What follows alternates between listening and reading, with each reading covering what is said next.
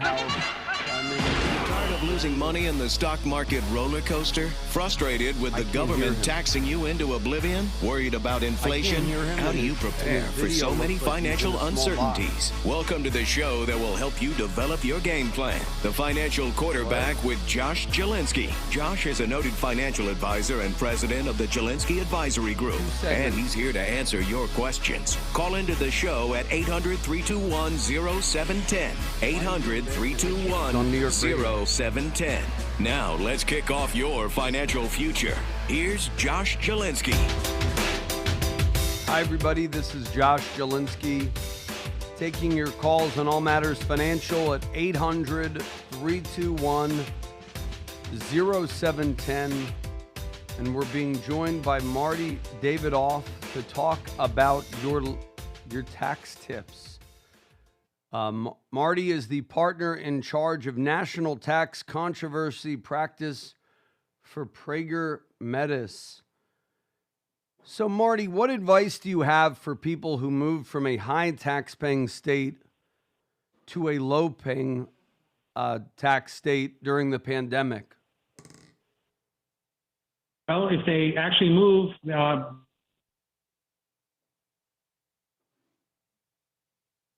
okay, I can't hear him. Okay, so we'll take your calls live, everybody, at 800-321-0710, 800-321-0710. If you have questions on stocks, bonds, annuities, mutual funds, now's the time to chime in at 800-321-0710. We're talking about these stories today, deciphering your 401k statement. Story number 2, monitoring concurrent life expectancies. Also, inflation is causing some older Americans to delay retirement plans, and high inflation points to a bigger Social Security COLA for 2023. With many 401k and 403b plans offering multiple participant accounts, your plan statement is probably more complicated than ever. I'm going to give you a brief primer from IRAhelp.com on what each account represents. So let's first talk about Roths. Roth contributions are optional, but are becoming more and more popular. Contributions are made on an after-tax basis and grow tax-free and can be pulled out tax-free. When funds from this account are distributed, they will be either qualified or non-qualified. So we talked about Roth. Now we're going to talk about pre-tax deferral accounts. All retirement savings plans allow for pre-tax deferrals. You make these contributions from before tax pay. Both the contributions and earnings are taxable when paid out. If qualified, meaning you have turned age 59 and a half, become disabled or died, and the account has been held for at least 5 years, contributions and earnings are non-taxable. If non-qualified, the distribution is partially taxable based on the pro rata rule.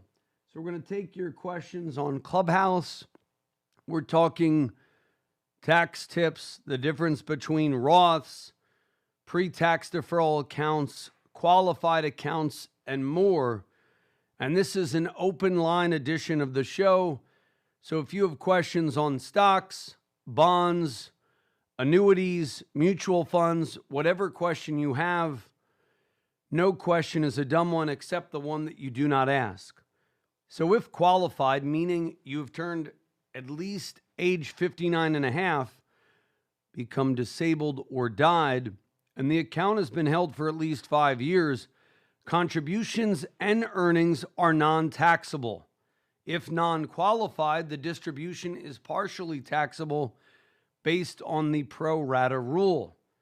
The taxable portion is calculated by dividing the amount of earnings by your total Roth account balance and then multiplying that ratio for your distribution. We've also had a wild week in the stock market. The market has rebounded nearly 2,000 points, and nobody knows why. Well, we said don't really get worried by the short-term volatility. Now, I'm sure it'll come back. I'm sure we'll have the market give up some of the gains of the last week. It's due for some selling this week. But it seems like the market has come to rest with a Russia-Ukraine conflict. So give us a call now, 800-321-0710. Maybe you have something called a pre-87 after-tax account. If you made after-tax contributions to an IRA before 1987, you can withdraw those contributions separately from their earnings. The pro rata rule doesn't apply. So there's Roths, there's qualified accounts, there's after-tax contributions. So traditional after-tax non-Roth employee contributions are allowed in 401ks and 403bs, but not in 457b plans. Contributions come from already taxed pay. Earnings on after-tax contributions will be taxable, though. Some people move those after-tax accounts into Roths. So there are qualifieds, there are after-tax accounts, there are Roths, and there are pre-87 accounts. Now, you may hear that word qualified versus non-qualified. If non-qualified, the distribution is partially taxable based on the pro rata rule. The taxable portion is calculated by dividing the amount of the earnings by your total Roth balance and then applying that ratio to your distribution. Next, we have rollover accounts. Your plan may accept rollovers into the plan of deductible IRA funds or pre-tax funds from other plans you participated in. So folks, give us a call, 800-321-0710 if you have questions on stocks, bonds, annuities, mutual funds. We've had a wild ride in the markets the last 3 months, basically since January. If you have questions about your accounts or the recent stock market volatility, give us a call now, 800-321-0710. Now, rollover accounts may be accepted by your company plan. Rollovers into the plan of deductible IRA funds or pre-tax funds from other plans you participated in. These rollover funds and associated funds are taxable when you take them out. Employer matching or profit sharing contribution accounts are common in 401ks, less common in 403bs, and rare in 457bs, which are governmental plans. These contributions are made with pre-tax funds, so they are taxable to you. Profit sharing contributions are usually expressed as a flat percentage of your pay. For example, 3% of pay. Whether you make contributions or not, your plan can impose a service requirement before you are vested in, meaning you own employer contributions made on your behalf. However, if your company makes safe harbor contributions to avoid IRS non-discrimination tests, those contributions must be 100% vested. So give us a call, 800-321-0710. Now, I'm usually patient with the IRS. I understand the massive workload they have, and there are tax cheats lurking around every corner. The IRS does its best to ensure no loopholes exist for bad actors to circumvent the laws. However, when it comes to some of the guidance in the recently released Secure Act, my patience has run out. Now, good luck explaining this to the general public. Good luck actually implementing it and enforcing it. Some things deserve to be lambasted. Monitoring concurrent life expectancies, that's in the new rule. So next up, we're going to have Dan And then when we return, we'll be back with more of your calls at 800-321-0710. Go ahead, Dan. Good morning. Thank you for taking my call. So, it's a tax season now, okay? And I have to pay taxes, okay? Probably a very decent amount of taxes based on last year, which was a really phenomenal year. And I'm trying to figure out how to come with the money, and I have two choices, okay? I can liquidate some of my mutual funds, and I have no losses there, so I'm going to have to pay capital gains, or I can dip into a cash account, and in this case, I'm probably going to deplete about 50% of it. So I'm trying to figure out which of the two is better. Can you advise me? Okay, well, we'll be back with the exciting conclusion to your question when we return. This is Josh Jalinski, the financial quarterback. Don't touch that dial. It's always on your mind. Retirement, whether you're 55 or 35. Not everyone wants to work forever, and most would like a comfortable retirement. You may already have a plan, but is it the right one? Josh Jalinski, host of the popular Financial Quarterback radio program, is ready to guide you towards financial freedom. He challenges the ways your parents and grandparents saved money with fresh strategies, which are exactly what you need to navigate today's volatile economic climate. Josh's new book, Retirement Reality Check, is available to order on Amazon. It's an easy read that guides you through his system for securing your financial freedom, including tax-saving strategies, understanding the right investment mix, and more. Order now. Retirement Reality Check. Call Josh at 888-988-JOSH. Let Josh help you map out your retirement using fresh strategies. Call 888-988-5674. That's 888-988-5674. Hey, meet you out on the first tee? Yeah, I'll be right there. Just reading this article. On what?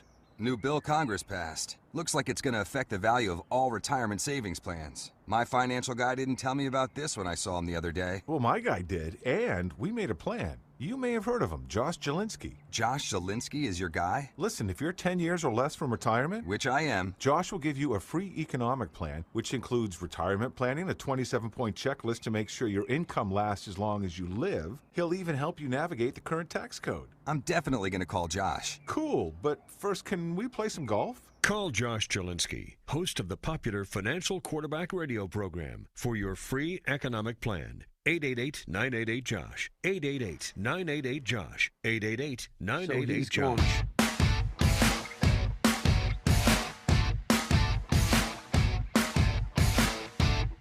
Can Marty speak or no?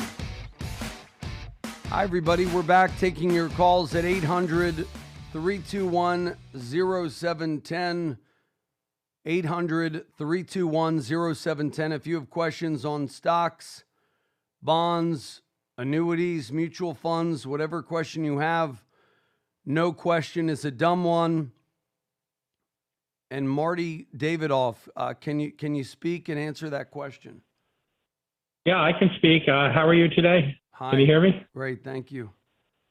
Good. So, okay. Yeah, we can't hear you. Folks, give us a call, 800-321-0710. Marty, thanks for the call. And Dan, thank you for the call. We'll take more of your questions, folks, at 800-321-0710. If you have questions on stocks, bonds, annuities, mutual funds. Okay, so there are a number of items in the proposed regulations that make me shake my head, but I will focus on one egregious case of ridiculous government oversight monitoring concurrent life expectancies. The rule is so complex and misguided that there is a little chance it will be ever followed properly. So things are just going off the rails with the new Secure Act.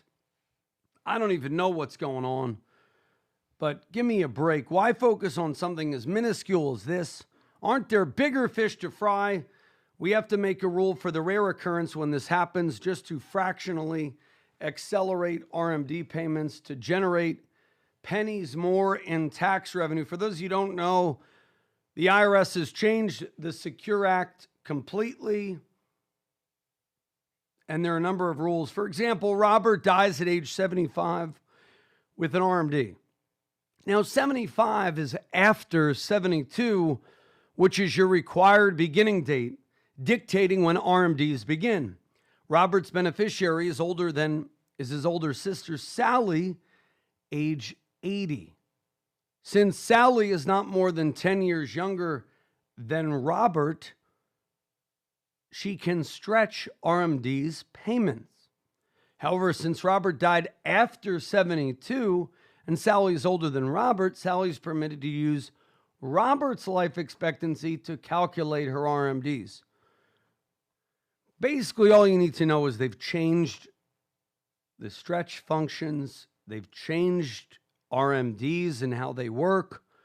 So give us a call now, 800-321-0710. If you have an IRA, now is the time to chime in. As inflation rises, many Americans are shifting life milestones, including retirement. Some 13% of Gen Xers and baby boomers say they have postponed or considered delaying plans to leave the workforce due to soaring costs. That's according to a survey from the Nationwide Retirement Institute, showing a cross-generation wave of Americans canceling or postponing major life events due to rising prices.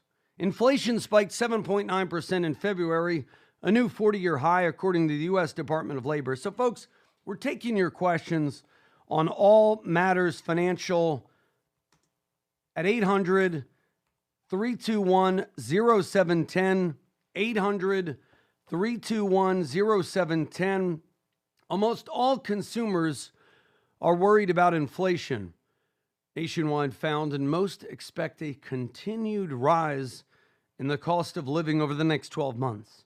Someone close to retirement or already living on a fixed income may be particularly vulnerable to inflation, Nationwide found. And most expect a continued rise in the cost of living over the next 12 months. When prices rise, they are usually forced to reevaluate their budget and find ways to cut expenses. And the stock market downturns can create further problems for some of you, depending on the construction of your portfolio, the timing of your withdrawals, known as the sequence of return risk.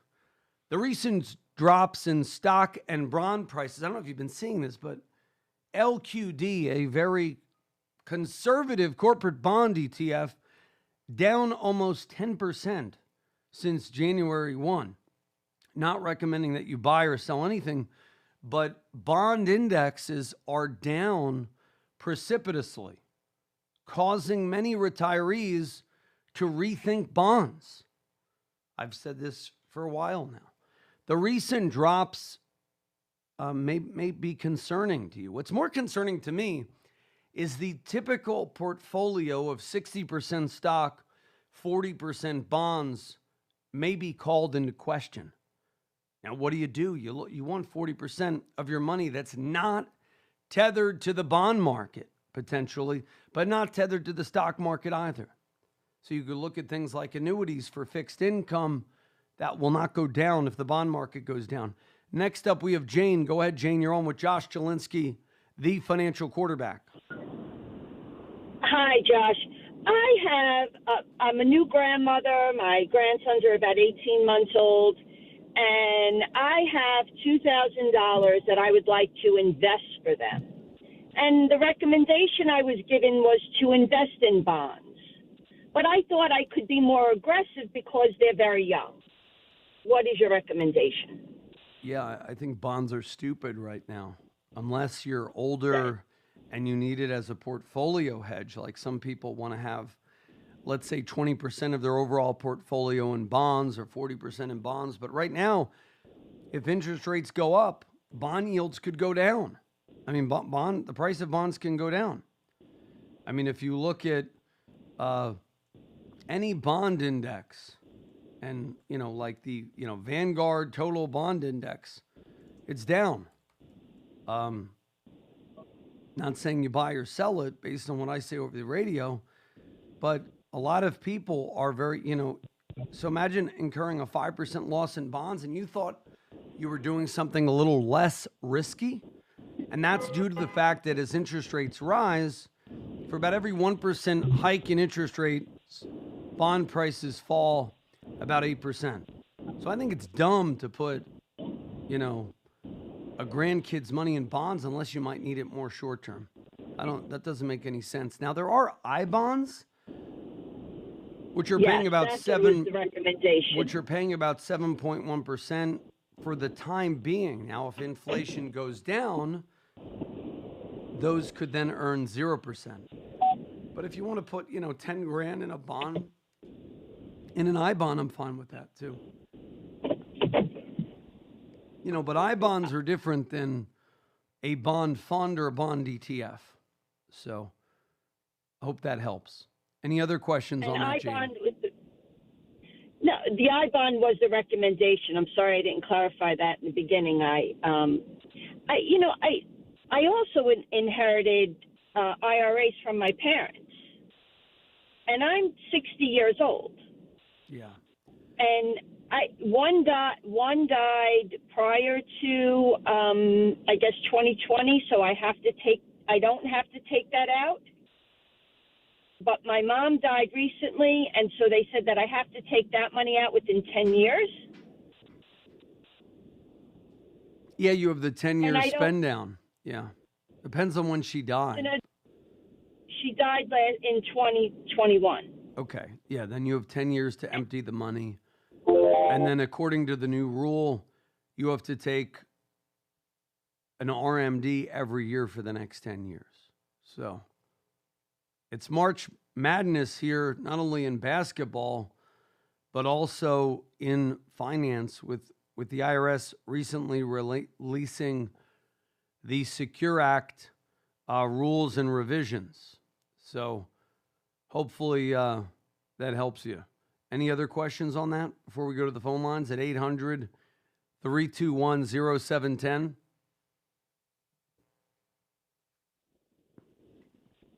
Okay, we're moving on, talking about inflation. Many retirees may avoid the brunt of certain rising costs, according to JP Morgan's 2022 Guide for Retirement. For example, although gas prices rose by 24% over the past month, according to AAA, retirees tend to drive less, making them less vulnerable to surges at the pump. When you separate out health care, retirees typically spend less on other categories such as food, gas, and housing until about age 80, according to the report. So some people are actually spending less in retirement, according to this report. I don't know about you, but what's the day you spend the most money on? Usually on the weekend. So when you're retired, you typically want to spend more, not less. But if you don't like your job and you want to take it easy, learn how to live on a budget, I guess, and live on less. Now, retirees who are feeling the pinch of higher prices take heart. There could be a much bigger Social Security cost of living adjustment next year. A preliminary estimate from the Senior Citizens League, a nonpartisan senior group, finds that the COLA could be as high as 7.6%. I don't know if you've heard it here first, folks. David Ranson came on this show about a year ago and told us inflation would be about 20%. And he's right. From when he came on, we're going to be up about 20% year to date. Now, to be sure, Social Security is never intended to replace all of a person's income in retirement. In order to adjust for inflation, retirees would likely have to draw down extra money from a pension or other investments to make up the difference for record high costs. According to CNBC, the Social Security COLA for 2022 was 5.9%, the highest bump in over 40 years. Data released Thursday found that the CPI for all urban consumers, known as the CPIU, doesn't mean that you have to live in an urban district, notched a new 40-year high with an increase of 7.9% over the past 12 months. Social Security COLA is calculated based on another measure, the CPI-U, and in clerical workers, or CPI-W. CPI-U is a more general index that tracks retail prices all consumers pay, all urban consumers. CPI-W, on the other hand, is a more specialized measure of the retail prices affecting urban hourly wage earners and clerical workers, according to the U.S. Bureau of Labor and Statistics. High oil prices were one factor in the Senior Citizens League's current 7.6% estimate. CPI-W puts a higher weight on food, clothing, and transportation. I want you to call me right now at 800-321-0710 and tell me, what are you feeling? Are you feeling inflation? I mean, I guess if you haven't, you've been under a rock. Have you felt it at the pump? Have you felt it at the grocery store? To be sure, the official COLA for next year will not be determined until October. So there are many more months of data still to come. The Federal Reserve is expected to raise interest rates and thereby attempt to curb rising prices, but a quarter-point bump will not do that. The average retiree is currently around $1,564 a month, according to the Senior Citizens League. But as of March, the benefit would need to be $1,698 to keep up with an 8.6% increase in inflation. Folks, this is why government spending is a tax on the poor and the dumb voter. Inflation is the biggest stealth tax. It's why the government shouldn't spend more. They should live within their means. We can't just print money. It's going to hurt the poor. It's going to exacerbate income inequality. It's going to hurt the middle class. We're seeing it. And, the only people who can afford this type of stuff are Jeff Bezos, because he can raise your Prime subscription. When we return, we'll be back with more of your calls at 800-321-0710. Up next, we're going to talk about the Earned Income Tax Credit. When we return, this is Josh Jalinski, the financial quarterback. Don't touch that dial. Are you worried about the recent coronavirus crisis and how it may have affected your money? Hi, everybody. I'm Josh Jalinski, the financial quarterback, inviting you to join me for my complimentary 6 Ways to Keep Calm During Turbulent Markets webinar. If you schedule and keep your no-obligation webinar today at 888-988-JOSH, it's a great thing to do. If you're stuck at home under stay-at-home orders, call us right now, 888-988-JOSH. If you're bored, there's never been a better time to get a second opinion on your wealth than right now. 888-988-JOSH, 888-988-5674. And go to my website, retirementrealitycheck.com today and take your free investment profile quiz. And when you buy my book, you're eligible for 3 free gifts. 888-988-JOSH. Call Josh Jalinski, host of the popular Financial Quarterback radio program, 888-988-JOSH. Okay, we're back. You guys got to unmute Clubhouse. We're on Clubhouse and WOR, taking your calls on iHeartMedia, Spotify now. You can search for us on Spotify. Download the Spotify podcast. You can hear both vignettes. So we have something called Financial Quarterback Inside the Huddle. So if you just like bite-sized nuggets of financial education, listen to us there. Next up, we're going to the phone lines. We have Bob. Go ahead. He wants to know, should he buy treasuries? Go ahead, Bob. Okay. Hey, Bob, go ahead. Yes, it's specifically directed towards treasuries. But just as a background, I can recall very quickly where the Senate Finance Committee was questioning the Secretary of the Treasury at that time under Carter, and they were questioning the refinancing of the Secretary Treasurer's mortgage, and it was actually refinanced twice, the same amount twice, the same house twice. Secondly, I noticed that every time we get into the Fed, as you just stated, the 0.25% increase, there is no repurchase of bonds. It's always, we'll get around to that. I understand, and maybe you can correct me, that it's now May before they're going to do the repurchase of bonds.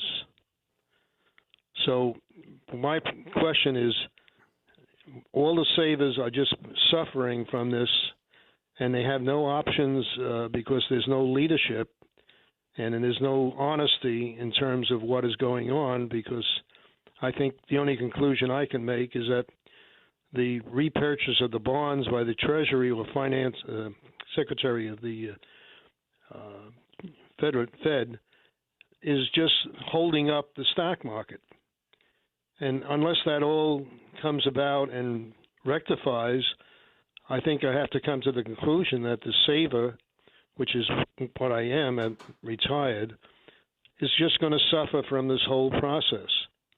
And then I like your comments on the fact that I think the annuities, at least last week when I checked, were in the 3.75 to 4% range.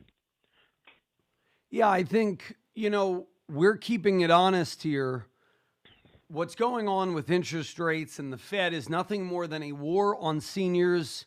It's a war on the savings class. And it's basically saying you got to have money in the stock market, or you got to have money in annuities, or things that basically are not tethered to the bond market. Does that make sense? Now, absolutely.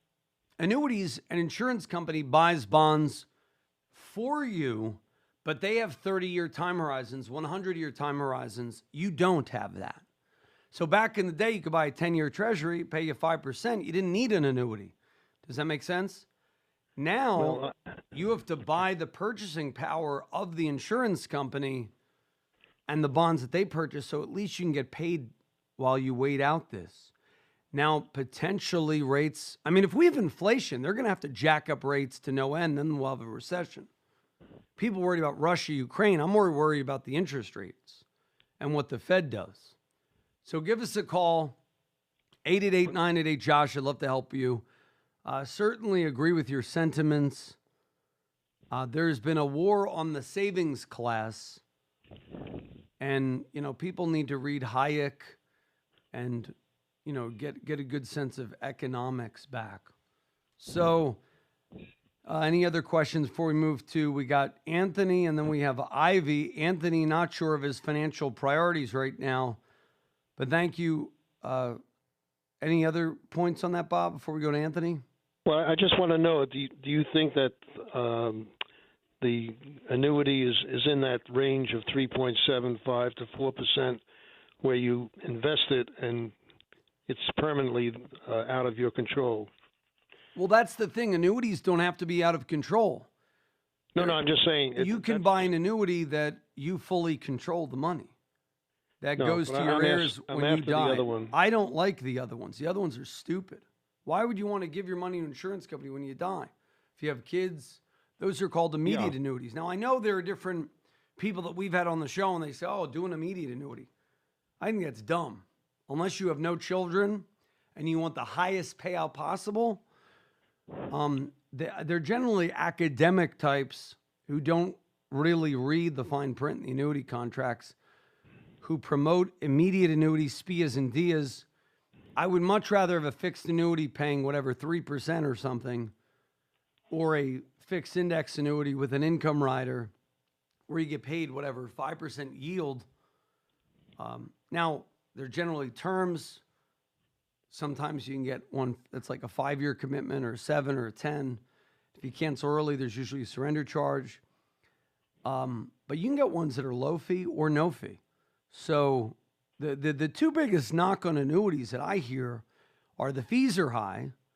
Well, yeah, it's like you could buy, you could have an expensive wife or a cheap wife, right? It all depends on the person. My wife's very frugal, so I'm very blessed. You could buy an expensive car or a cheap car. They're going to get you from point A to point B. Well, you could buy an expensive annuity or a cheap annuity. Get a cheap one. You can get fees as low as 1.1 or even no fees for some of these things. Call us and find out. 888-988-JOSH. We're there for you. Oh, go ahead. You had a thought. Well, I got into the annuity area back in the 80s, and I bought 9.7% annuity, and it's more than tripled in terms of return. 9.7. And when I bought it, in those days, the brokers knew what they were doing, and they set it up so that the annuity was a strong percentage was not taxable for 25 years. So during that period of time, I got a return of 12%. That's and that's fantastic. what I'm looking to see where there are opportunities. Yeah, like there are opportunities now, and give us a call. We can kind of shop them, see if they're not right for anybody. What I'm saying is annuities are a better alternative right now to bonds, not the stocks. Stocks are a better place for growth and inflation fighting power. But if you take a 60-40 portfolio that's 60% stock, 40% bonds, 40% that bonds isn't earning anything. In fact, it's losing. So at least having that 40% in something like an annuity and the 60% in stock is better alternative. I've talked about this years ago, then everybody started repeating what I was saying. Next up, we're going to go to the phone lines. We have Anthony. Go ahead. Hello. So my question is this. With the rise of inflation, most American families, they have a little credit card debt. They're paying off a mortgage, and they're trying to invest in a 401k or 457. So with the rise of inflation, obviously credit card debt is more important. You pay that off first. But with the extra funds that any family would have, what do you think is more important? Putting more towards the mortgage, or still putting?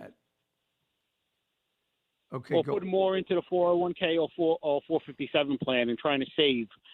So with the rise of inflation, should a family change their plan and pay more to a mortgage or continue to put into 401k? I would pay less into a mortgage and more into savings, more into stocks, more into Roths, more into your 401k, because what's a mortgage? 3%? You're losing to inflation if you pay off your house. Does that make sense?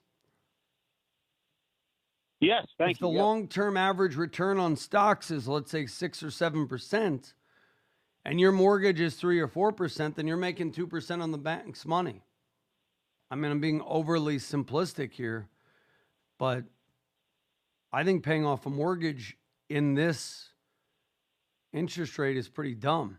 So we're going to go to the YouTube chat feature. Hey, guys, Jim, Ben, you didn't tell me we have people chiming in questions on the YouTube chat. So we're on YouTube at The Financial Quarterback. If you have questions, now's the time to chime in. We'll get to the YouTube chat questions and more.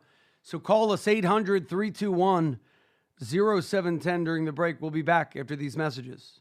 Protect your portfolio from the dreaded MITE, the Massive Income Tax Acceleration Bill, otherwise known as the Secure Act, killed the stretch IRA. What does that mean for you? Your heirs are going to have to pay more taxes on your IRAs. Are you prepared? If you have a 401k, 457, 403b, or IRA, you have to do a tax analysis on your IRA and make sure you are protected from the dreaded income tax acceleration bill known as the Secure Act. Call my office right now at 888-988-JOSH, 888-988-5674. The Secure Act increased the age of RMDs from 70.5 to 72, but many people are unaware of the death of the stretch IRA. So call us now, 888-988-JOSH, 888-988-5674.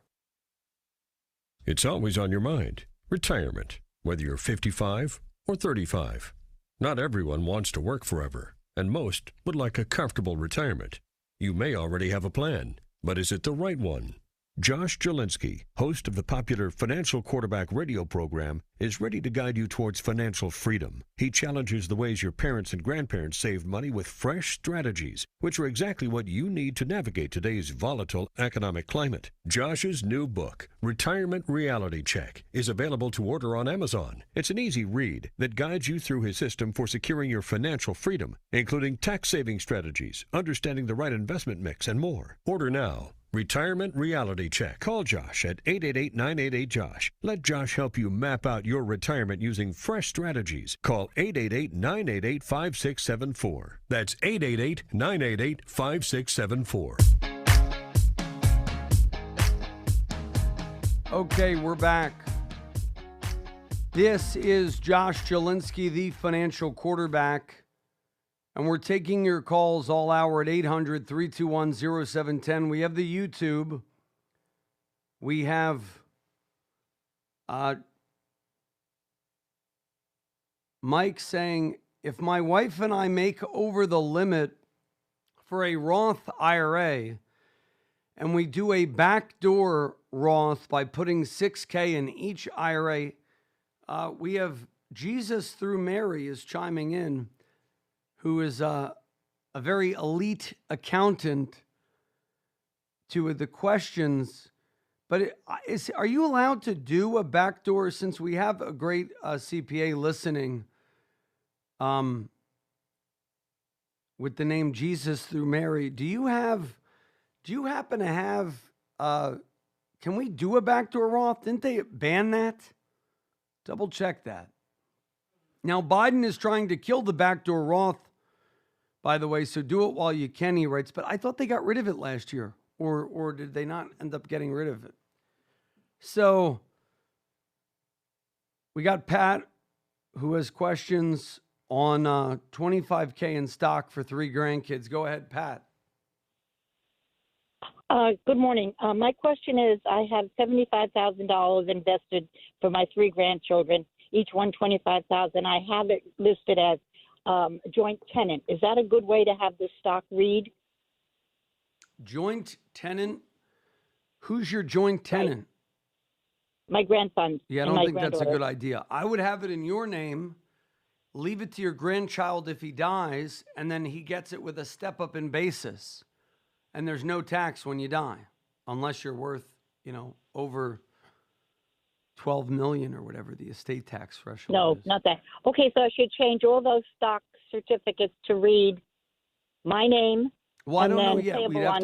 You'd have to check with your accountant to make sure you could do that. But I'm just saying, generally speaking, we don't give any advice over the airways. If you want to call us at 800-321-0710, we can get a CPA to help you as well. But basically, if I'm giving money to a child or a grandchild, you want it in your name with them as the beneficiary. So it should be as beneficiary. Yeah, because if they own, unless now there's other reasons you would put it into a trust or you would put it into their name. For example, let's say you didn't want the nursing home to get it if you had an end-of-life illness. So hope that helps. I guess that's what I thought of when I was doing it, because I'm 86 years old, and I guess I was trying to protect that for them. God forbid I have to go to a nursing home. Yeah. Well, that's something totally different. Having a joint account doesn't protect them from the nursing home. You would have to spend the account down. It's part of the nursing home Medicaid spend down. Now, I'm not a Medicaid attorney, so let's say you have half your account you have to spend and half can go to him. It doesn't make any sense. Like if you want to have your money escape the Medicaid spend down, then you would want it in the child's name. Does that make sense? Or a trust. Yes. If you want the money to avoid capital gains tax, you would want it in your name, and then when you pass, they get a step up. So I would have to look at your whole picture and see what is the biggest danger. Is it Medicaid or is it capital gains tax? I don't know enough about your situation, but that would be the question. So what's a bigger threat on your money? Capital gains or Medicaid? I see what you mean. Okay. All right. Very good. Thank you so much for answering my question. I will definitely call. Take care. Bye-bye. Okay, next up we have Dan, who's having trouble coming up with money to pay his taxes. Go ahead, Dan. Okay, so thank you for taking my call. So basically it's simple. Okay, I have to pay taxes.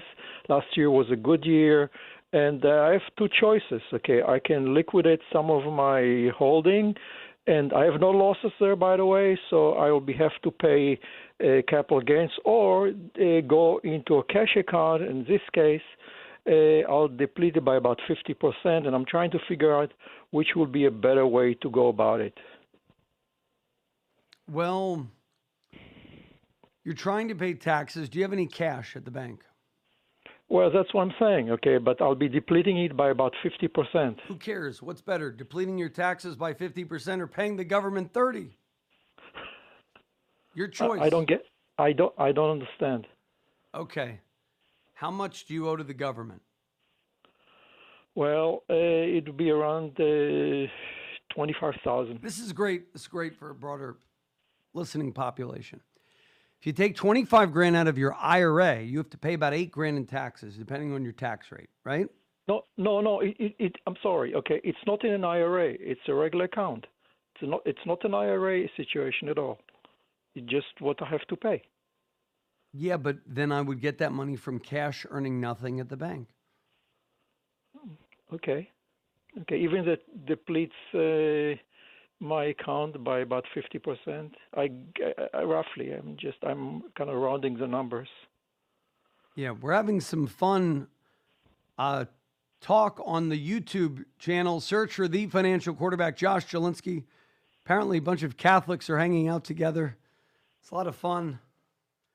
We love everybody on The Financial Quarterback. Catholics, Jews, agnostics, Christians, whatever you follow, we're here for you. Muslims, happy St. Joseph's Day. We have a lot of nice people in the chat. Apparently, Jesus through Mary, who's an accountant, said the backdoor Roth IRA survived for now. Well, thank you for that tip, because a lot of people did not take advantage of the backdoor Roth when we return. So we'll talk about the backdoor Roth.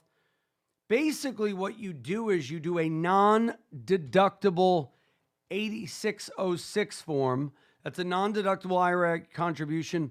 And if you've already have existing traditional IRA money, then the conversion is treated as coming from the old money first. So you got to be careful of that pro rata rule. The backdoor Roth isn't right for everybody, so you want to seek the competent advice of a tax professional.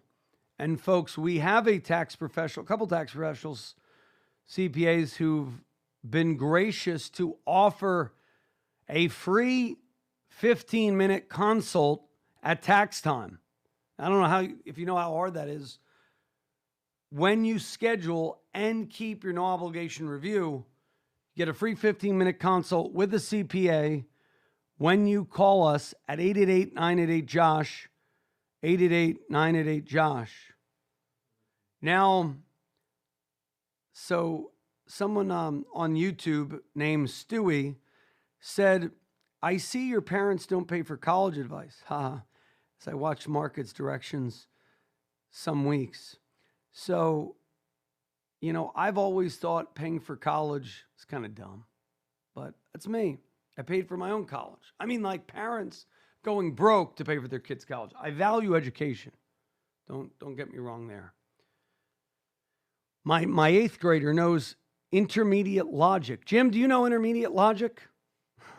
I don't even know intermediate logic. So we'll be back. This is Josh Jalinski, The Financial Quarterback. Don't touch that dial. Hey, meet you out on the first tee? Yeah, I'll be right there. Just reading this article. On what? New bill Congress passed. Looks like it's going to affect the value of all retirement savings plans. My financial guy didn't tell me about this when I saw him the other day. Well, my guy did, and we made a plan. You may have heard of him, Josh Jalinski. Josh Jalinski is your guy? Listen, if you're 10 years or less from retirement, which I am, Josh will give you a free economic plan, which includes retirement planning, a 27-point checklist to make sure your income lasts as long as you live. He'll even help you navigate the current tax code. I'm definitely going to call Josh. Cool, but first, can we play some golf? Call Josh Jalinski, host of the popular Financial Quarterback radio program, for your free economic plan. 888-988-JOSH. 888-988-JOSH. 888-988-JOSH. Okay, we're back. This is Josh Jalinski, the Financial Quarterback. We have Dan, who's coming. Is Dan still on, or did he go? Next up, we have Pat. Pat or Ralph? Go ahead, Ralph. Yes, hi. How you doing? Thanks for reminding me about St. Joseph's Day. I got to get those pastries. Yeah, so there we go. We have a lot of good Catholics listening right now. So go ahead, Ralph. Anyway, my situation, I'm going to be 62 in July. I'm getting within retirement age with the city. I work for government. And I do have a pension, but I do have a mortgage left. So what I'd like to do is be able to keep the house in New York and get a little something in Florida, condo, and be like a snowbird. Yeah, but you and everybody else. No. Yeah, just don't know if I could afford it. Yeah, my advice would be don't do it now. I mean, everybody has that same idea. You want to wait till all the New Yorkers go down, and then they turn Florida into a hellhole? No. No, thank you. And then they'll ruin, people are like, oh, I like the politics in Florida. Just wait till all the New Yorkers move down. Well, I'll be one of them, but I'll be a good one. New York may be more, may turn red with all the people moving down to Florida. Anyway, now. Yeah, I'll be there. I know that the government administration we got now, I'm a little nervous of doing anything, but I just was wondering if I could take somehow take my deferred comp. I have about $250 in deferred comp and maybe pay something, take out little by little, because I never was able to get a Roth with that plan. Well, we can see if a Roth is right for you. We have a special Roth calculator where we can look at after-tax contributions. That can be what's called the Backdoor Roth. You could also look at Roth 457s, Roth 401ks, Roth IRAs. The great thing about a Roth is it grows tax-free. You can pull it out tax-free.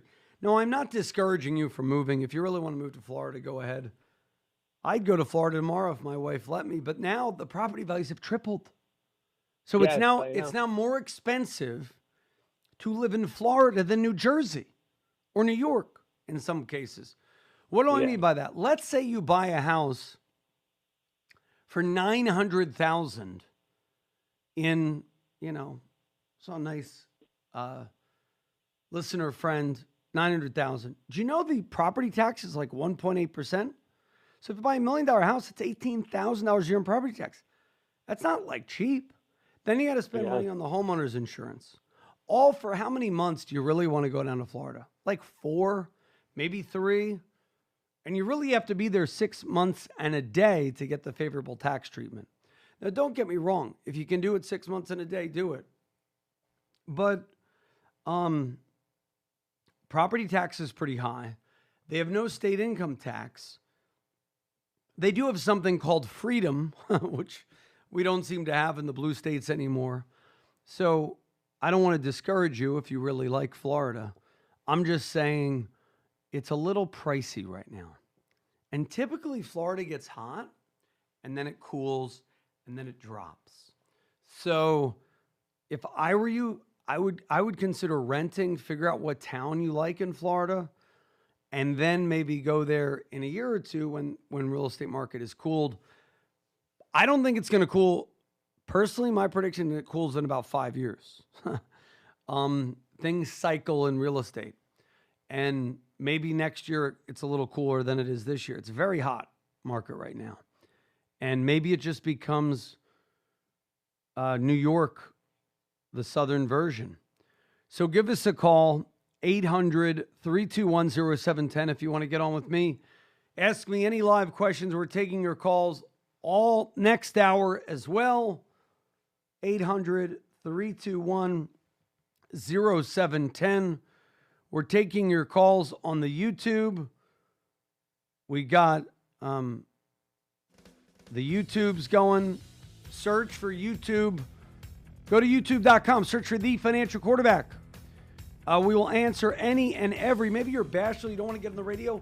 Hit the YouTube chat bar. Also, make sure you listen all next hour. We're going to be back with exciting news, market dynamics. Bank of China recently announced a rate cut. That sends big news for the two of the biggest stocks in the world. We'll talk about that when we return and more. Give us a call, 888-988-JOSH. You get the free book when you schedule and keep your no-obligation 45-minute wealth strategy session. 888-988-JOSH. 888-988-JOSH. 888-988-5674. WOR and WAXQ HD2 New York, an iHeart radio station. Available everywhere on our free iHeartRadio app. Number 1 for music, radio, and podcasts.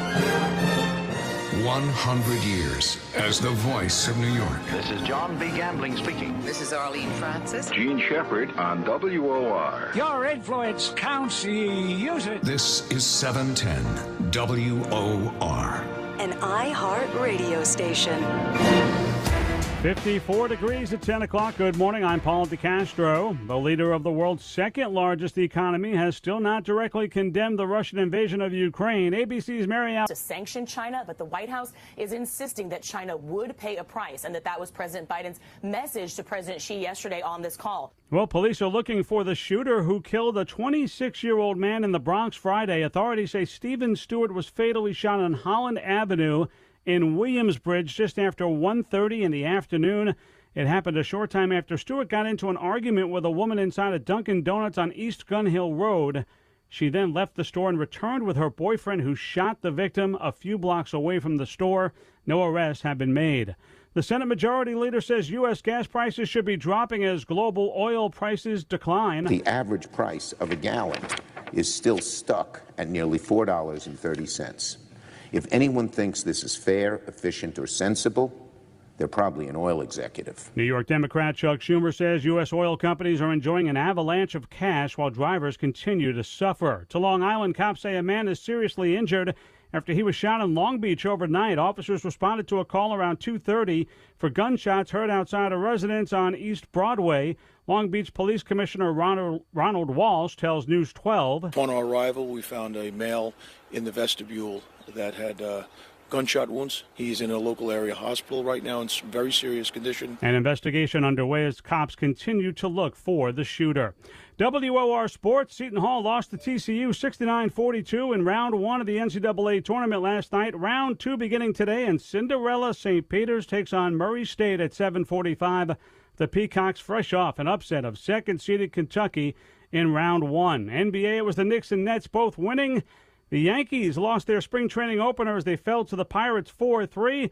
The Mets get going today as they take on the Nationals at 6 o'clock. Here's your WOR Weather Channel forecast. We're going to be out early on this Saturday. May encounter some areas of dense fog. Otherwise cloudy starting off this weekend with periods of showers and thunderstorms at a high near 60. Rain will taper off tonight with a low of 52. Partly to mostly cloudy on Sunday with a high close to 58. Then a sunny and warmer Monday to start the week with a high in the low 60s. I'm meteorologist Jeff Marr. Next news at 11. Start your day with Len Berman and Michael Rito in the morning, 6 till 10 weekdays. I'm Paul DeCastro and 710 WOR, an NBC News radio station. Tired of losing money in the stock market roller coaster? Frustrated with the government taxing you into oblivion? Worried about inflation? How do you prepare for so many financial uncertainties? Welcome to the show that will help you develop your game plan. The Financial Quarterback with Josh Jalinski. Josh is a noted financial advisor and president of the Jalinski Advisory Group, and he's here to answer your questions. Call into the show at 800-321-0710. 800-321-0710.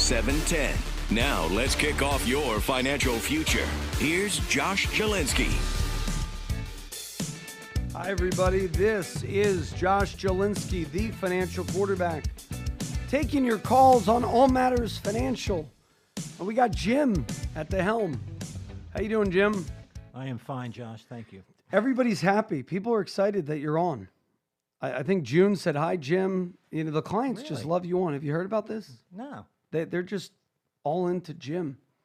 Well, People didn't know how good you were at this technical stuff. I didn't. No. Well, Jim is our office manager during the week, and he's helping us during the weekend along with Ben, the intern. Ben, how you doing? Life's peachy keen, Josh. Thanks for asking. Speak closer to the mic. Life is really good, Josh. Thanks for asking. And what are you learning financially? What was your greatest tip this week financially? Don't let people rip you off. Know your power, you know? There you go. Don't let people rip you off. That's a great tip. It seems that everybody is getting ripped off, whether it's dealing with cell phone carriers, whether it's dealing with, various cell phone companies, which shall remain nameless. My tips is negotiate. So you said that you learned a lot through negotiating on eBay.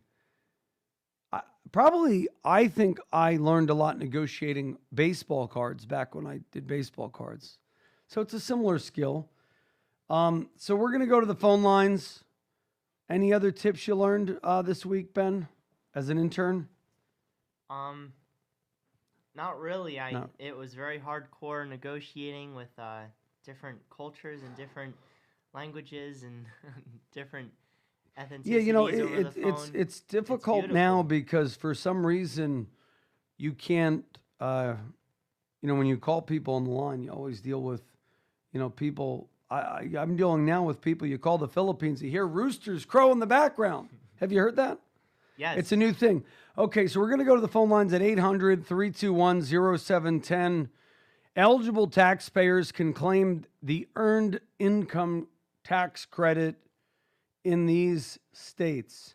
So give us a call now, 888-988-JOSH, 888-988-JOSH. If you have questions on the stock market, the Bank of China recently came to the rescue to Alibaba, Tencent, JD.com. Now, you might say, well, who the heck are these companies?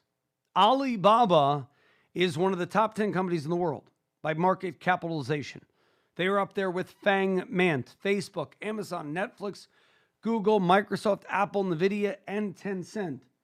They control a lot of video gaming, like Fortnite is owned by Tencent. League of Legends, all these stupid video games your kids and grandkids play. And it's amazing that our government has allowed the Chinese to basically infect the whole next generation, from TikTok to video games to Hollywood. Now Disney has rewritten Mulan. This is a national crisis in security, national security crisis. But as I say, if you can't beat them, join them. When it comes to money, it seems like our government doesn't care. So I'm just that boy. Remember that story? I don't know. You read in school about the boy with his finger in the dike, and then the dam came and washed the kid. Or I don't. Do you remember that? I don't know. Anyway, I'm just a boy sticking his finger in the dike of Holland as the water is coming rushing over. But this is something that has major national security implications. TikTok is spying on your children, teenagers. So China's going to know exactly what they can get away with. Imagine we go to war with China or Russia, God forbid. And now all of the youngsters who are 18, 20 of war age can now be manipulated by TikTok. You think the Chinese allow TikTok? Do you really think the Chinese allow that technology on their youth? Probably not. I don't know if I'm allowed to say his name, but a good friend of mine just said They're building a facial recognition database from the images. You know, so is YouTube, so is Google, so is Facebook. So what's TikTok, right? I don't know. You know, I do agree with you though. My friend who said that knows a lot more about that stuff than I do. So TikTok controls your kids' social media. They're not on Facebook. They are on Instagram. So instead of destroying Mark Zuckerberg and Facebook, we should be propping that up. That's an American company, right? Do you know the only company that can compete with Google is ByteDance? Are you familiar with ByteDance, any of you? Nobody knows ByteDance. ByteDance is the only companies that will... You ever try DuckDuckGo because you want privacy? DuckDuckGo stinks. DuckDuckGo doesn't really... You try to search it, doesn't work the same as Google.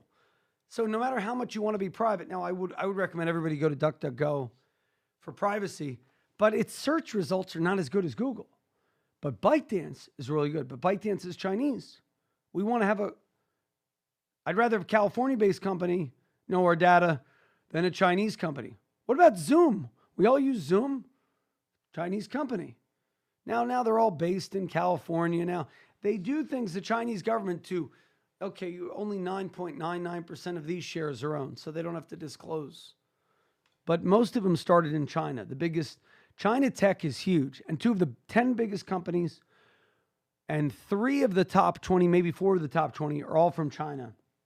The Bank of China came to the rescue of these companies this week, announcing sending Chinese stocks up 30 to 40%. Now, I own some of them, so maybe I'm a hypocrite. But the point is, if you can't beat them, join them. It's like, do I like cigarette companies? No. Do I like booze companies? No. But it doesn't mean, you know, if you try to screen stocks from a moral screening, you wouldn't own anything. I don't particularly... Now, my resident expert on all things tech said Zoom is not a Chinese company at all. That isn't true. See, this is what they do. They are now a U.S. company, yes, owned by Chinese-American Eric Yuan. Who do you think he answers to? Who do you think the Chinese government will kidnap his kids? Where the heck did Jack Ma go? Jack Ma is missing. Alibaba, is it really a Chinese company anymore? It's probably based in Luxembourg or the Netherlands. But what they do so they can say they're a U.S. company is they own like 9.99% of shares. Now, according to my expert, he says they're headquartered in San Jose, California. Yes, I agree with that, but that's what they do. The Chinese are way smarter than we are. They keep 9.99% of the shares so they don't have to disclose all that. They do this with like every company. Tencent, Spotify, they own parts of Spotify.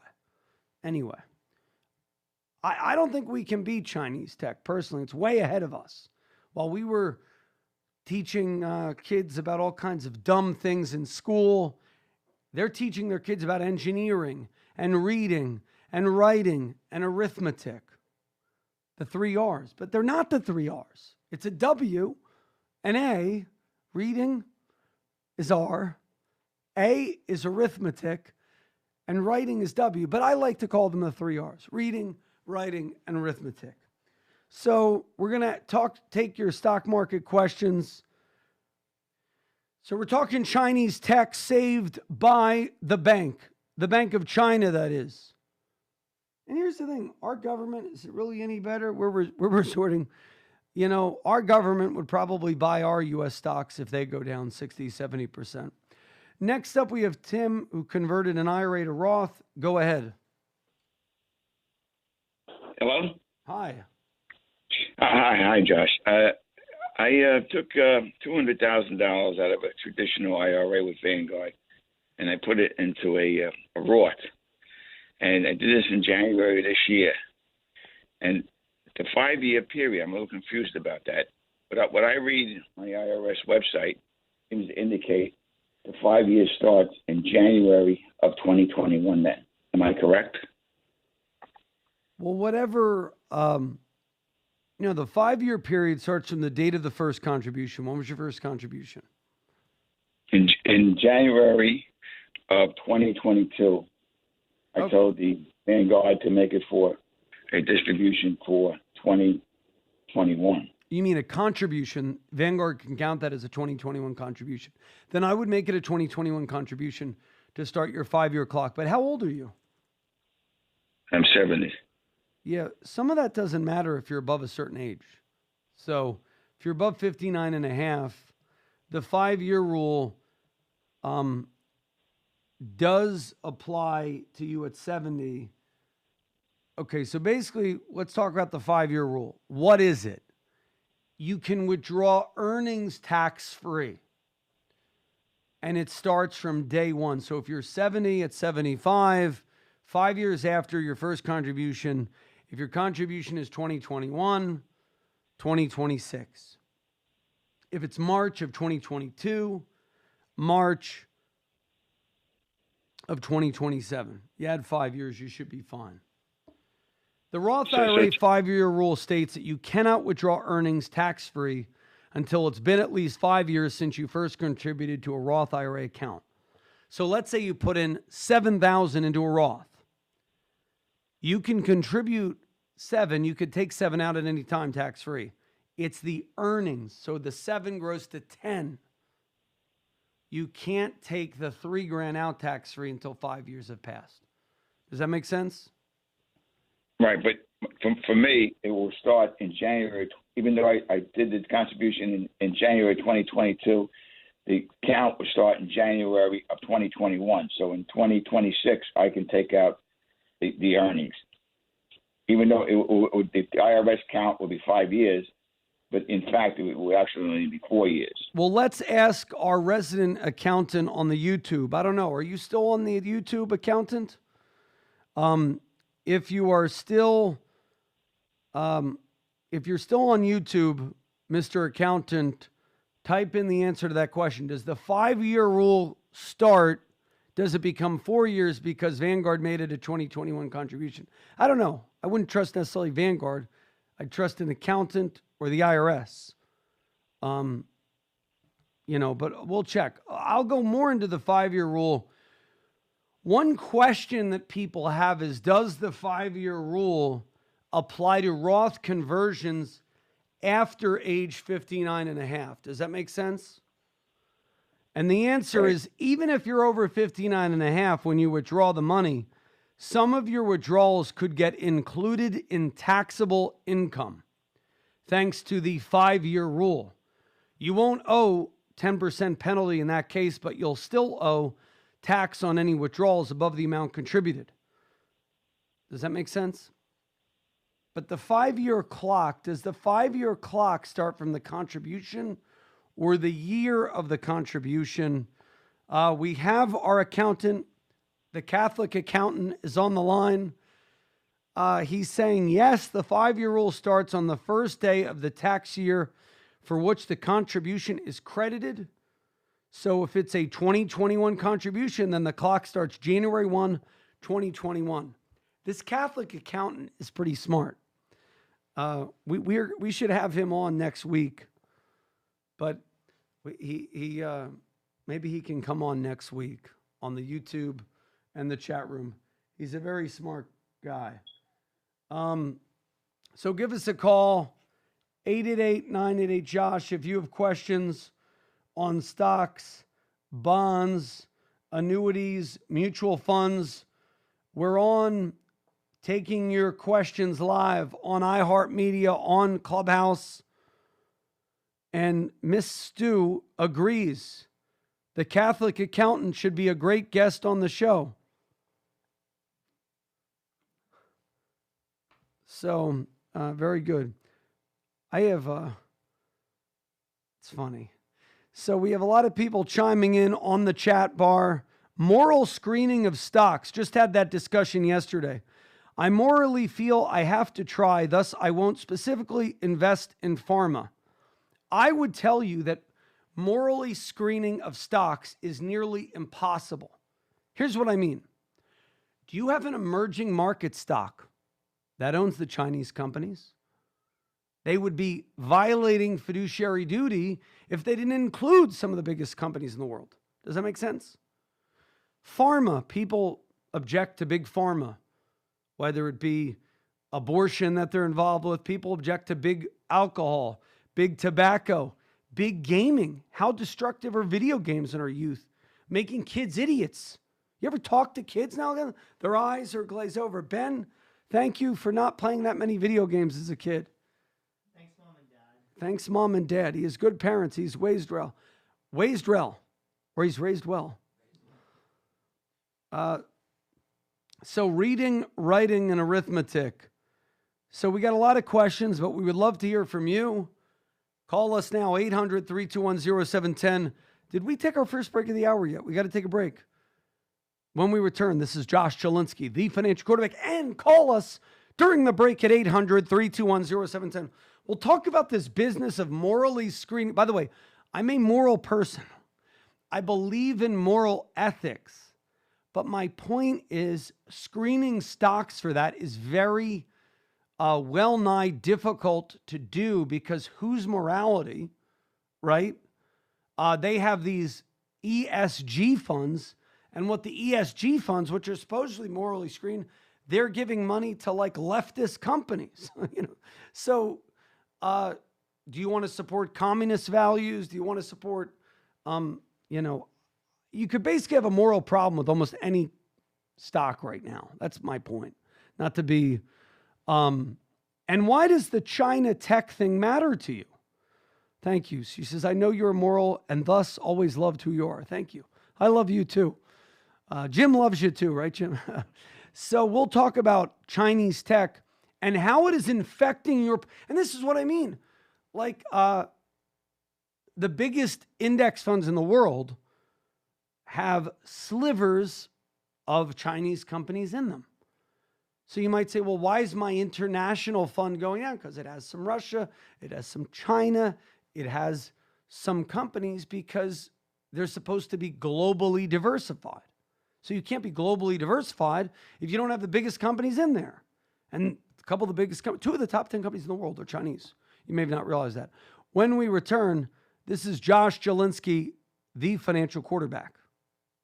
Are you worried about the recent coronavirus crisis and how it may have affected your money? Hi, everybody. I'm Josh Jalinski, the financial quarterback, inviting you to join me for my complimentary 6 Ways to Keep Calm During Turbulent Markets webinar. If you schedule and keep your no-obligation webinar today at 888-988-JOSH. It's a great thing to do if you're stuck at home under stay-at-home orders. Call us right now, 888-988-JOSH. If you're bored, there's never been a better time to get a second opinion on your wealth than right now. 888-988-JOSH, 888-988-5674. And go to my website, retirementrealitycheck.com today and take your free investment profile quiz. And when you buy my book, you're eligible for 3 free gifts. 888-988-JOSH. Call Josh Jalinski, host of the popular Financial Quarterback radio program. 888-988-JOSH.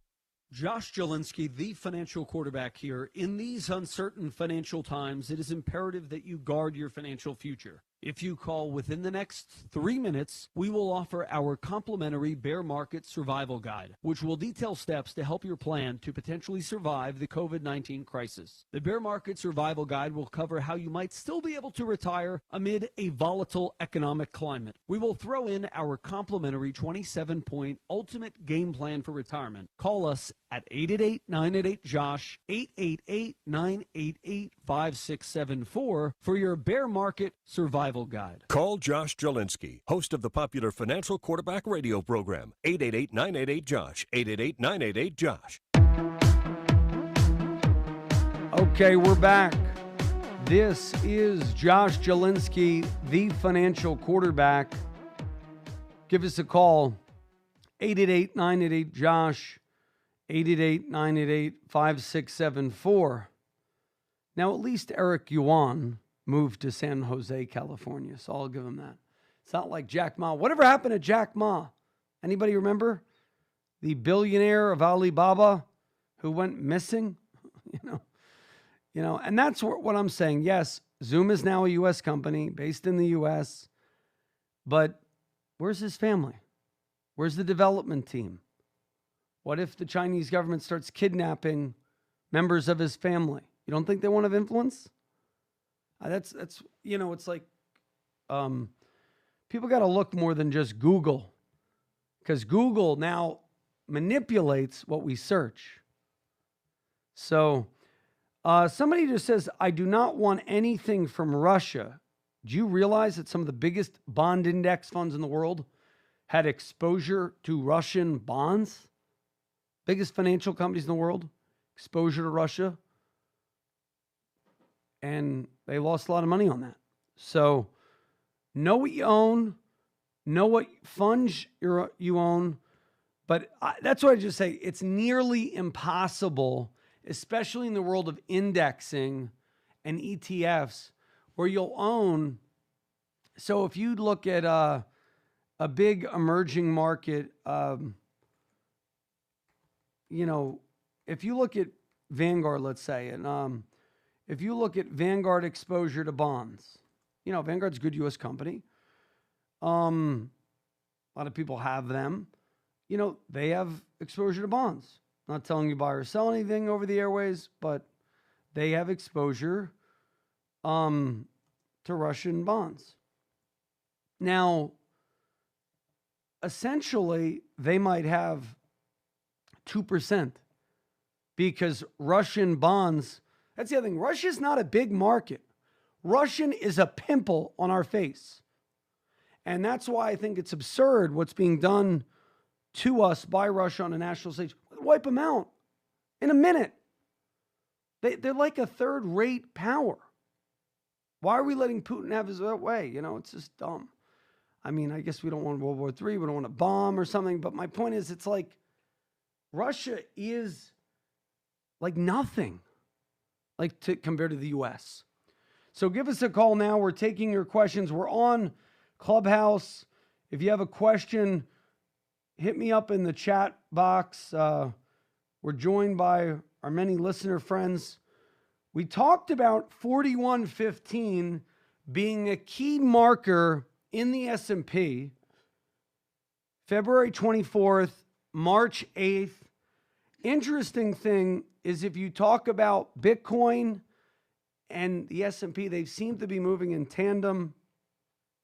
And we're being joined by many people up on stage on Clubhouse. We're also taking your calls live on New York radio at 800-321-0710. I'm talking about Chinese tech saved this week by the Bank of China.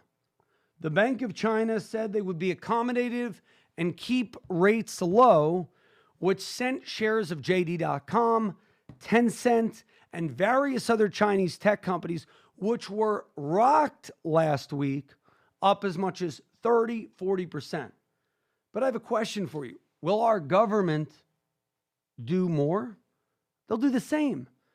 If the market goes down 70% in the U.S., or 50%. Now, Jim says Russia has 6,000 nukes. That's why. Well, that is probably true. I don't disagree with you. I'm just saying they're a pimple on our forehead.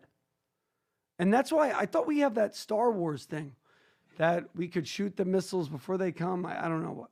I guess that doesn't work that well, or else we would be a little more. Now, Tom says, Tom, you're on next with the financial quarterback, Josh Jalinski. And then we'll go to Hodl, who's a Bitcoin star. Hodl and I were one of the few people that were bullish on things a couple weeks ago. I'll have him talk about that. Go ahead, Tom, you're on. Yeah, good morning, Josh. Josh, my question is, what do you think is the future of the telecommunication stocks in the United States? They used to be on top of the world, the two big ones, and now they seem to be dogs. Do you have any idea, any opinion on what the future is for telco stocks? Do you mean like I don't want to? I thank you for saying Telecom and not saying the companies. I can probably guess the companies you mean, so don't mention them because we don't want to recommend anyone buy or sell individual securities. But the reason is their customer service stinks. Try to call these companies. Ben, the intern, was dealing with my issues with one telecom company, don't mention their name, for like weeks. That was my project. Ben, the intern, go get the telecom companies because I don't want to spend. I've spent between me and Ben like 100 hours of productivity on dumb telecom companies. So unless they get their act together, I think they're idiotic. The only reason why telecom companies are propped up is because they pay a good dividend and people treat them as an annuity. Does that make sense? So I'm going to have 100,000 in this other company.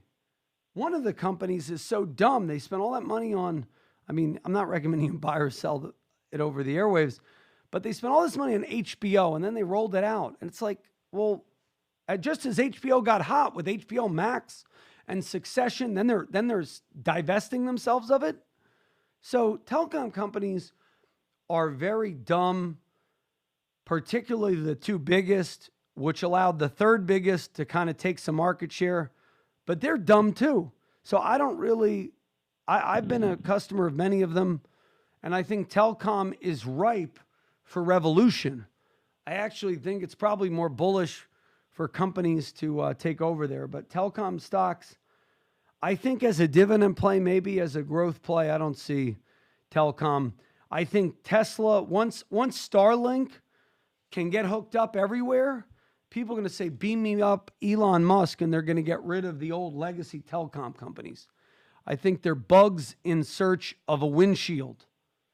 So what say you, Hodl? Welcome to the stage, American Hodl. Hey, Josh, how's it going? Can you hear me okay? Yes, you sound good.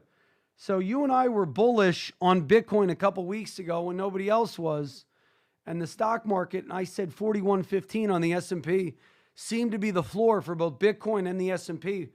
What's your research telling you now? Yeah, my gut is telling me the same thing, which is that, I think we are headed for recession, but that there tend to be, sort of relief rallies going into these types of events. And we got a long time before we tip recession. And so I remain in the short term to medium term relatively bullish, especially on, hard assets like Bitcoin. Like I think we've seen gold is doing well. Real estate, obviously, everybody knows the story about that over the last couple of years. And I think gold and Bitcoin are both going to be, prime beneficiaries of all this geopolitical turmoil. Yeah, gold touched greater than 2,000 a week ago or something. And yeah, I think gold, it's interesting. People said, well, why was gold sucking it up for so long? And I think it's due to Bitcoin sort of taking its market share away.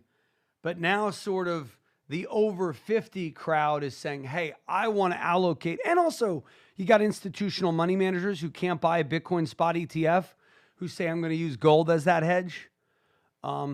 That I think gold has a demographics problem, right? Like, I mean, most of the gold investors I know are over 50 years old, and there aren't a lot of new gold investors coming to take their place, mainly because, there's been a PSYOP campaign against gold for the better part of 70 years, ever since we went off the gold standard that, gold is terrible, gold is non-productive. If you listen to guys like Warren Buffett, they'll tell you that gold is, it's just speculative and there's no reason to own a non-productive asset, et cetera, et cetera, et cetera. So I think younger people, they go for Bitcoin if they have these same sort of proclivities rather than gold. And that's an issue long-term for gold. But in like the short to medium term, I think gold could do well with geopolitical uncertainty.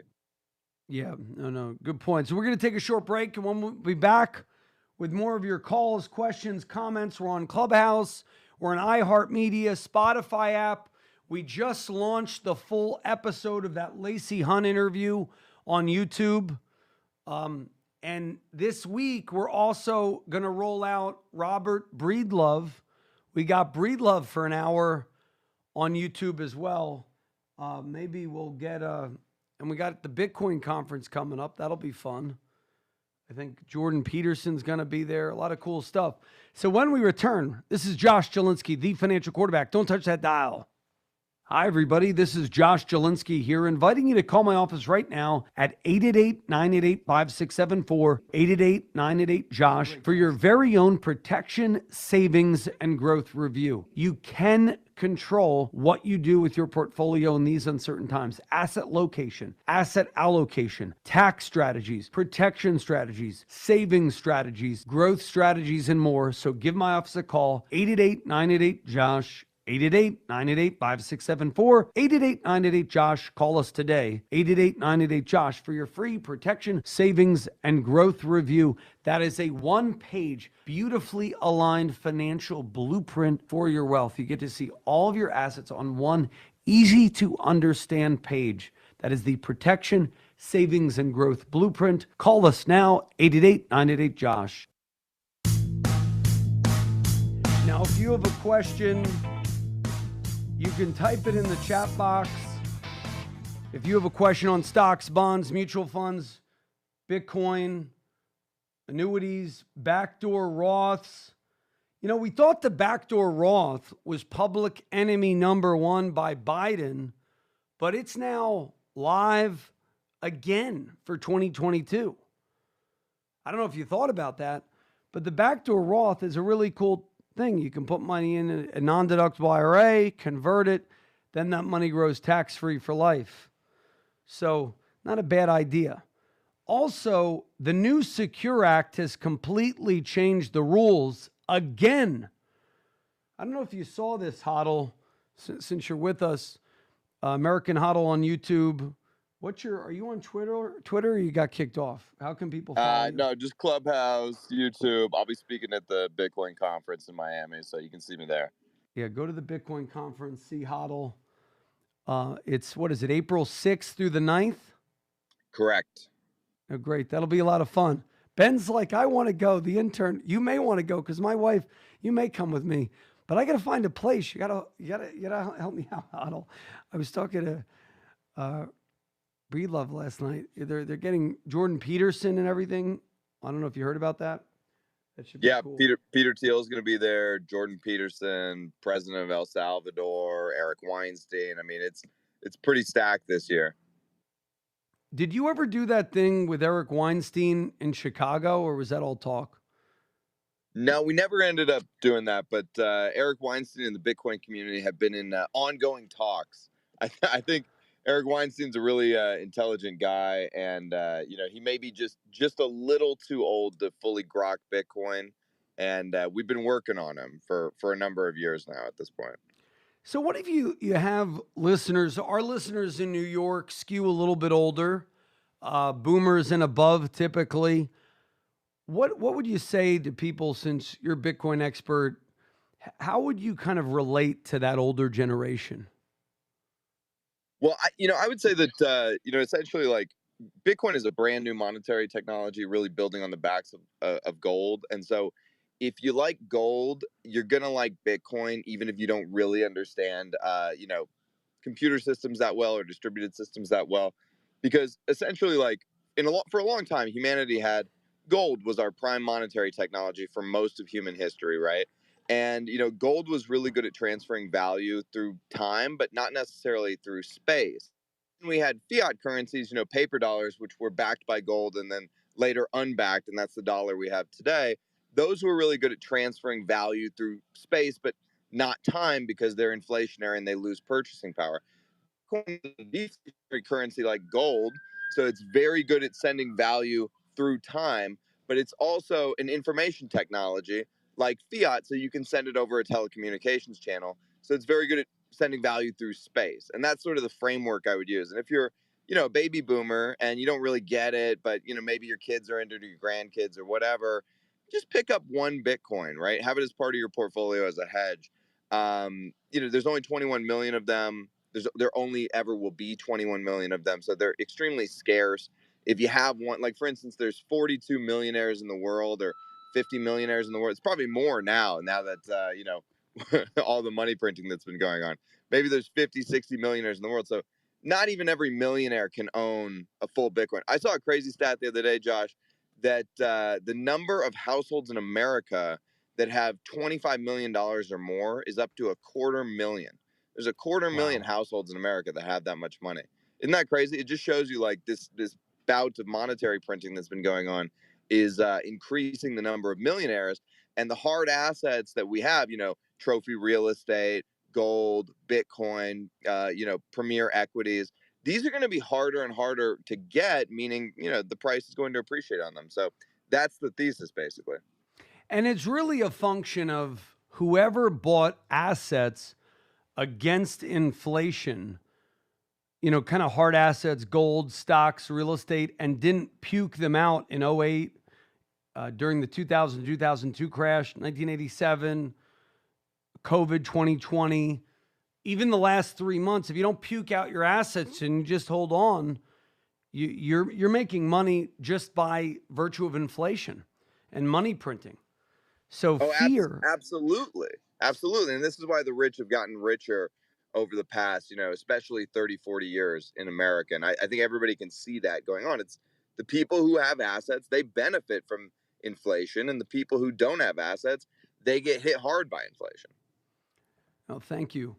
We're going to go to Joan, who wants to turn a rental home into a 1031 before selling it. Go ahead, Joan. Hi, my name is Joan, and I have a house that I've had for 35 years. I've rented it, and now I was told that I was better off if I sold it and turned it into a 1031, and I could avoid taxes. Is that true? I spoke to my accountant. He said his only comment is, I don't like 1031.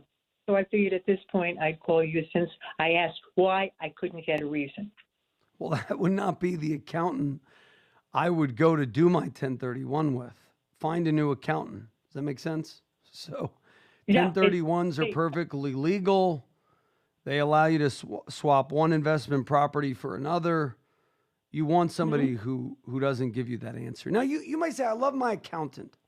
Well, then have your accountant do your return and pay a 1031 specialist to do the 1031. Does that make sense? Yeah. Who is a 1031 specialist? I failed miserably on trying to do that. Well, I have 3 or 4 CPA people that we can get you in touch with. If you call my office at 888-988-JOSH, okay? Okay, and ask for a 1031 specialist? Yeah. And we'll just set up a meeting with me, and I'll get you, in touch with somebody. But yeah, that's not a good answer. I appreciate your accountant's honesty, but that's not really a qualifying answer. What do you say to that, Huddle? Huddle, were you an accountant? No, I was not. I was not an accountant, but I agree with your advice for Joan. I would fire that accountant. I don't see. I want a reason. I don't want, just don't tell me I wouldn't do that. That's not a good idea. What that means is it's a hassle to the accountant. The accountant probably knows you're frugal. Don't take that the wrong way, Joan. And the accountant does not want to charge you what it's really worth to do the job in probably paperwork. So if you go to a professional accountant, they'll be able to tell you, okay, this is what it's going to cost. It might cost a couple grand for the paperwork. I don't know what it costs. I have some accountants who, 1031s are pretty easy to them. So I would refer you to them. I'm not affiliated with them in any way. But broadly speaking, a 1031 is also called a like-kind exchange. It's a swap for one investment property or another so that you defer capital gains. You don't eliminate it, you defer it. So that's the thing. People, now maybe you really love that accountant. Keep him to do your basic stuff and you hire a specialist, because sometimes when you get a specialist, they charge you more money. And that's generally, maybe he knows you and maybe he's frugal. Maybe he doesn't want to do the work. I don't know why. Maybe he's too busy right now and doesn't want you to blame him if it goes wrong. But pick a 1031 specialist and, it's funny. It's funny how people have experts, right? And your experts give you some dumb answers. Well, we have a very collaborative approach.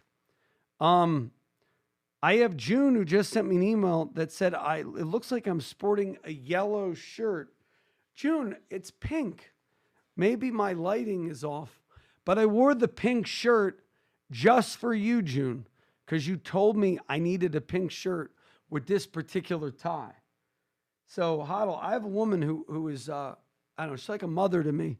She's a sweet listener, friend, and client, and she critiques my fashion. But you know what? She buys me ties. So she can critique my fashion as long as she keeps buying me nice ties. She's amazing. Good. So, so what other things? I mean, you're big in the Bitcoin world. What are the things that you're getting involved in now? What are you hearing about as an influencer in the Bitcoin world or in the market in general? For me, I'm very heavily weighted in Bitcoin. I mean, almost 100%. Other than like my primary residence, 100% of my net worth is essentially in Bitcoin or Bitcoin related assets or derivatives. And I think the Bitcoin startup scene is really hot right now. I've been doing a little bit of that sort of investing. I kind of just, I go back to this monetary inflation thesis. There's a paper by Paul Tudor Jones, Wall Street legend. It's called The Great Monetary Inflation. And he basically outlines this. And, he says that governments around the world are going to continue to print. And because of this printing, people who have assets are going to do very well. And you want to be in hard assets like real estate and gold, et cetera. And in the paper, he says that Bitcoin is the fastest horse in the race. And I align with that thesis. I believe that thesis, and I'm all in on that thesis, right? Like, Josh, sometimes we hear the thing of, diversification is a great financial. Diversification is great for if you're of a certain age bracket or if you want to go into protection mode. But if your goal is to make a lot of wealth, you kind of got to be concentrated. There's an Andrew Carnegie quote that says, the best way to get rich is to put all your eggs in one basket and then watch the basket. So I'm pretty myopic at the moment. I basically just do Bitcoin. That's how much I believe in it. And I think your whole, approach of hodling is similar to a Warren Buffett approach. I think people could learn from that when they hold stocks. I mean, you have people, they're all worried about Russia, Ukraine. We talked about this weeks ago, buy the invasion. And it seems to have worked. In the last week, the market's up like 2,000 points. And it's frankly because the federal government has an incentive for the market to be 50,000 or 40,000 or 100,000. If the market crashes, we have civil unrest, the likes we've never seen, and we have no ability to pay for our debts. So inflation is a stealth tax. I would say it's a stealth tax on the dumb, the poor, the middle class, the financially uneducated. And you could be very well educated and be dumb with your money. I talk to people all the time. They have a considerable amount of money, but they get wigged out. They get worried by 10% drops in the market, 20% drops in the market. And they don't realize that the greatest investors of all time, whether it's Buffett or others, they hold their securities even when it makes them want to vomit. So I always tell people. In fact, I have a whole framework for this, which is, I bought Bitcoin at 3,200. I made a big buy then, right? And I felt sick to my stomach when I made that buy. I had to go for a walk around the block. I grabbed my dog. I went for a walk. I thought, I'm the dumbest person that ever lived, right? I just kept thinking that all day. And now looking back, that position is up like, 12 or 13x from there in only a matter of a year, right? So the best buys of your life will probably be accompanied by that sickening feeling. You always want to sort of counter trade yourself, If you think it's a really good idea to sell, it's probably not. And if you think it's a really good idea to buy, it's probably not. And conversely, if you think it's a bad time to buy, it might be a good time to buy. So great. Thank you so much for the tips, Hodl. We'll take a break. When we return, we'll be back with more of your live questions on New York Radio, New York's WOR. We're also on iHeart, YouTube. We're everywhere. Spotify. Give us a call. 888-988-JOSH. 888-988-JOSH. June just sent me this email. My cable bill just went up $20 per month. I should use the brain God gave me and pull the plug. Yes, but June, you can negotiate. I might give you some tips on negotiating with cable carriers when we return. This is Josh Jalinski, the financial quarterback. Don't touch that dial. It's always on your mind. Retirement, whether you're 55 or 35. Not everyone wants to work forever, and most would like a comfortable retirement. You may already have a plan, but is it the right one? Josh Jalinski, host of the popular Financial Quarterback radio program, is ready to guide you towards financial freedom. He challenges the ways your parents and grandparents saved money with fresh strategies, which are exactly what you need to navigate today's volatile economic climate. Josh's new book, Retirement Reality Check, is available to order on Amazon. It's an easy read that guides you through his system for securing your financial freedom, including tax-saving strategies, understanding the right investment mix, and more. Order now. Retirement Reality Check. Call Josh at 888-988-JOSH. Let Josh help you map out your retirement using fresh strategies. Call 888-988-5674. That's 888-988-5674. Saving on cable bills. Meet you out on the first tee? Yeah, I'll be right there. Just reading this article. On what? New bill Congress passed. Looks like it's going to affect the value of all retirement savings plans. A great idea. My financial guy didn't tell me about this when I saw him the other day. Well, my guy did, and we made a plan. You may have heard of him, Josh Jalinski. Josh Jalinski is your guy? Listen, if you're 10 years or less from retirement, which I am, Josh will give you a free economic plan, which includes retirement planning, a 27-point checklist to make sure your income lasts as long as you live. He'll even help you navigate the current tax code. I'm definitely going to call Josh. Cool, but first, can we play some golf? Call Josh Jalinski, host of the popular Financial Quarterback radio program, for your free economic plan. 888-988-JOSH. 888-988-JOSH. 888-988-JOSH. Okay, we're back.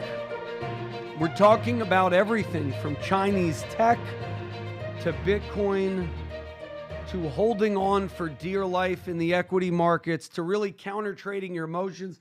That's a great financial tip. Again, we're not recommending you do anything. Certainly not recommending you put any money in Bitcoin or stocks or anything. I'm making no recommendations. Do your own homework. Now, Jennifer said, hey, let's talk about the cable bill. Okay, I have a lot of cable bill concerns. I'm going to give you what I do to save money on cable. Right now, Showtime has a $3.99 per month special. So think about this. You got Showtime. Yeah, at HBO Max. Jim, you're a boomer. Are you technically a baby boomer? Do you use any of these? Showtime, HBO Max? You don't do the apps. Do your kids do that? Netflix? Amazon Prime? Maybe, okay. So here's my tip. Get rid of them all. And then eventually what will happen is you can do your own research. Deals vary by age or zip code. But basically, this is what I would do. Find a couple shows that you like. So Showtime, Huddle's a movie producer too, I think. So we'll get his tips on some good stuff to watch. So I get into Showtime, probably, bad. I watched Homeland. Homeland was really good. Homeland was like the best show I've ever seen in my life. Did you like Homeland, Huddle? Oh yeah, Homeland's great. Oh, I loved. So I got into that. I got into Billions.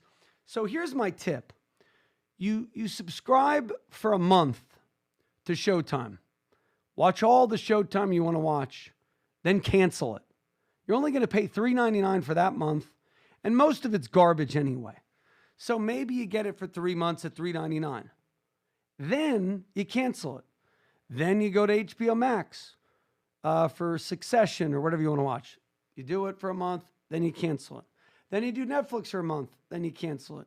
Then you do, everybody pretty much has Amazon Prime, so you can watch that stuff whenever you want. But you don't need any more than that.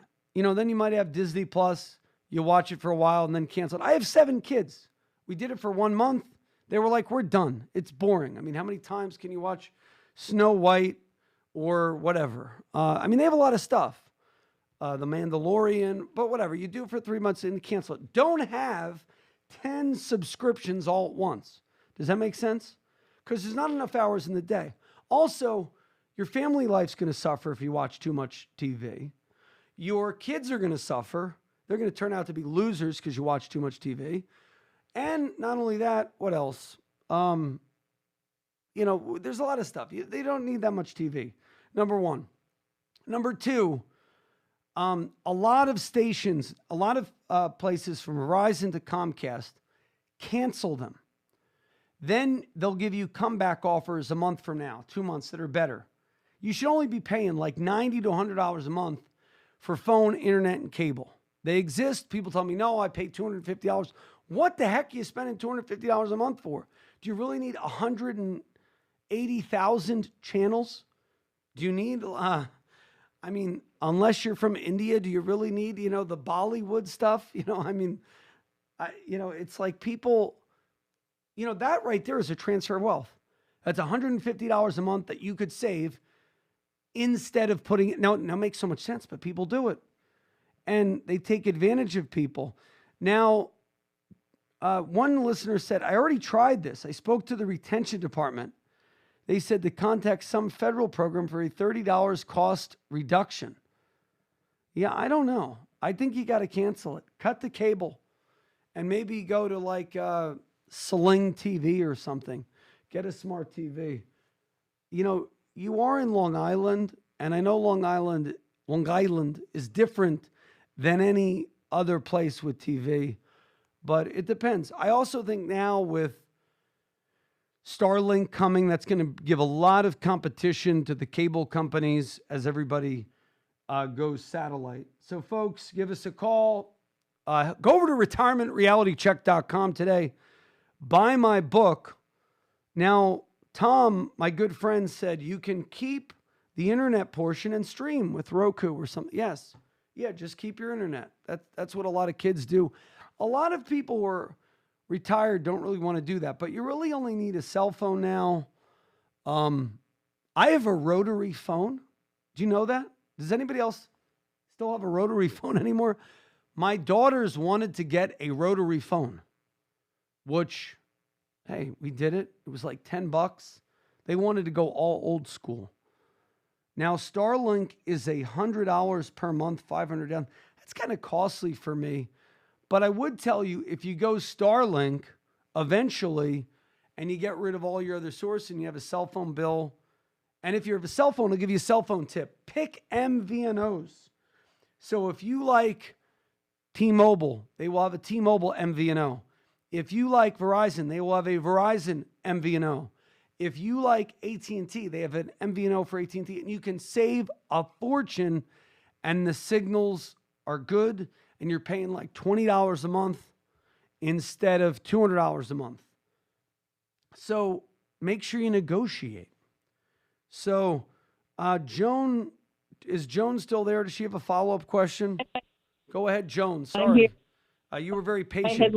Get back. Yeah. Yeah, I just figured what the heck. I have a rental property. I can sell it for $650,000.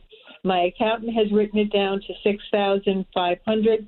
So he said it's going to cost me a fortune. No, I should not do a 1031.